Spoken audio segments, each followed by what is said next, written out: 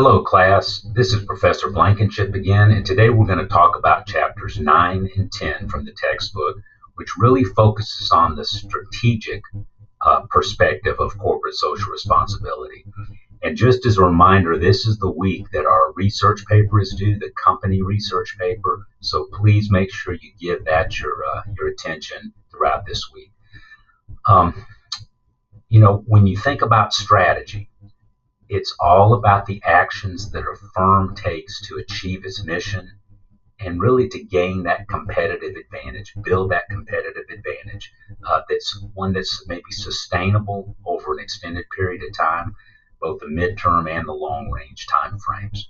So, uh, you know, firms they really strive to enjoy an advantage over their competition. That's what you're out there for. You're trying to beat the guy that's competing against you. And so the focus really needs to be on gaining that competitive advantage. And there's a lot of ways you can do that, but you really need to be able to focus on your stakeholders. And those are your internal stakeholders, which is called organizational stakeholders. Those are the people that are your employees, your management team, those type of folks. Your economic stakeholders, those who have a financial investment in your company, could be your customers, it could be your creditors, it could be your shareholders if you have stock and that type of thing. And then, of course, you want to have your societal stakeholders satisfied. And those are the people who are out there in the community. It might be civil society, it might be non-government organizations, it may be the media, and so forth. So again, firms need to create value for as many of those stakeholders as possible to keep as many of them as satisfied as they can. So what makes a good strategy? Well, it really is a comprehensive strategy, makes the firm focus and address on four key areas.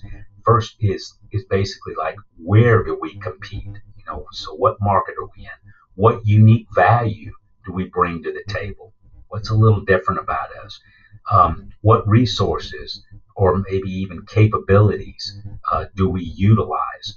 And then how do we sustain our ability to provide that unique value?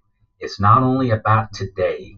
You got to look long term and long range. So again, that long term value that we want to bring to our customers and to those who are our shareholders and our stakeholders and everyone else.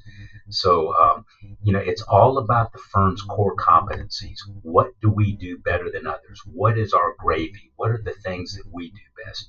At Fruit of the Loom, it was our t-shirts, our boxers, and our briefs. At Russell Athletic, it was our sweatshirts and our t-shirts. At Vanity Fair, it was the bras and the panties we made. Those were the things we did better than others and did very well.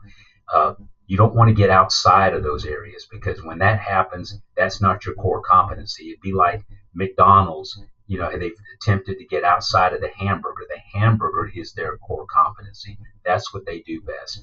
And so, again, focusing on those things is critical. Not only does a firm form its strategy, but it must be able to implement that strategy and to put it into practice.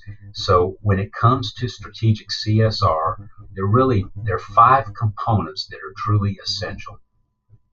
The first would be like the firm must incorporate that CSR perspective into its culture and into its strategic planning process.